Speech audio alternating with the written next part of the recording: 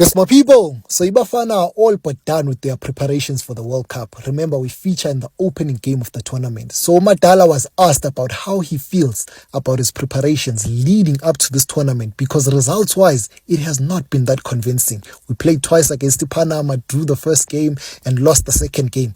We played against Nicaragua, a stalemate at Orlando on our last game before departing to Mexico, right?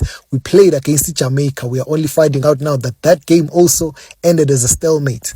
So in his response, Madala says the priority for these preparations was not for us to get the results, but for us to simply test ourselves against these opponents that offer a different style of play, a unique style of play that we are not accustomed to, right? So you'd find that teams like Jamaica, Nicaragua, and Panama who are going to the World Cup, by the way, they have a similar style of play that is different from what we are used to. Actually similar to that of Mexico, which we'll be facing in that opening game.